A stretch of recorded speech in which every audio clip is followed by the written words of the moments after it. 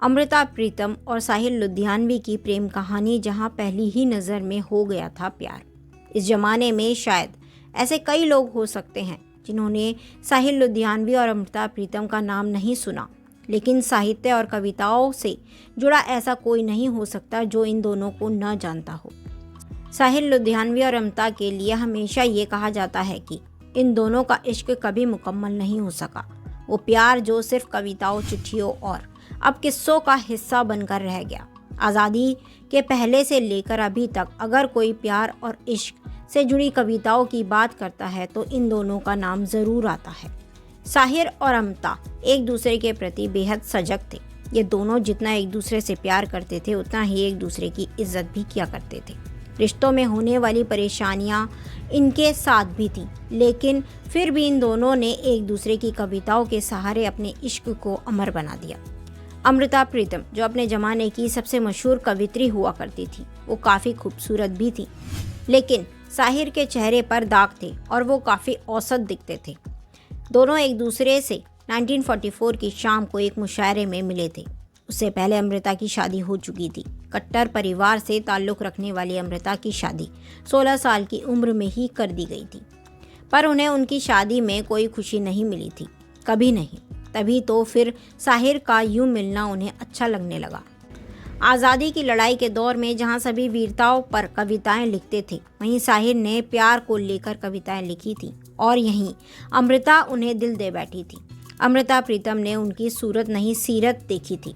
एक किस्से में साहिर ने अमृता को याद करते हुए लिखा था, एक अधजली सिगरेट, एक गंदी चाय की प्याली और अमृता की यादें। साहिर चेन स्मोकर थे और अमृता को चाय बहुत पसंद थी। उस समय अमृता साहिर के घर पर जाया करती थी। ये बड़ी बात हुआ करती थी 1940 के दशक में किसी महिला के लिए, पर साहिर को भी अमृता का ये बेबाकपन बहुत पसंद था। जब साहिर और अमृता मिले थे तो अमृता की शादी प्रीतम सिंह से हो चुकी थी।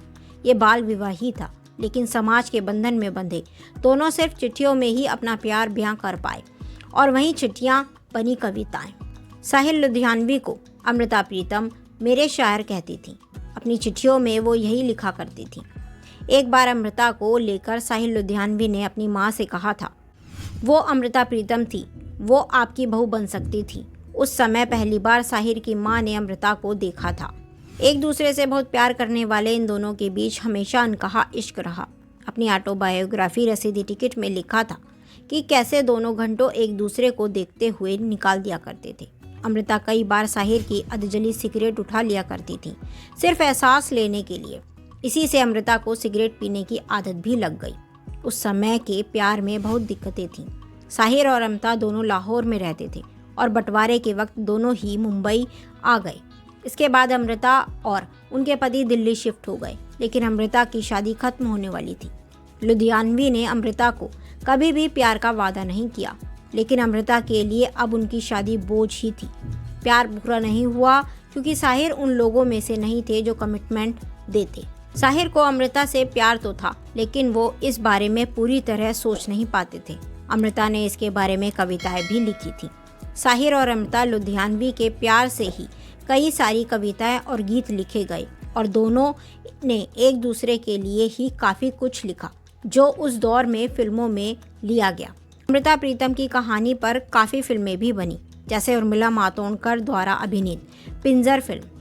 साहिल लुधियानवी की कविताओं पर भी कई फिल्मी गाने लिखे गए। बस यही थी दोनों की प्यार की कहानी, एक डर के कारण जो पूरी ना हो सकी। अमृता प्रीतम, साहिल लुधियानवी और इमरोज़ की कहानी सबने सुनी है और ये कहानी वाकई बहुत खूबसूरत है। आप हमें कमेंट कर बताएं जरूर कि साहिल लुधियानवी और अमृता प्रीतम की कौन सी लिखी कविता, कौन सा लिखा गाना आपको ज़्यादा पसंद है और दोनों की जोड़ी आपको कैसी लगती है।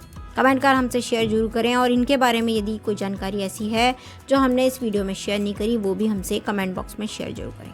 Thanks for watching. हमारे चैनल को लाइक कीजिए, शेयर कीजिए, सब्सक्राइब कीजिए।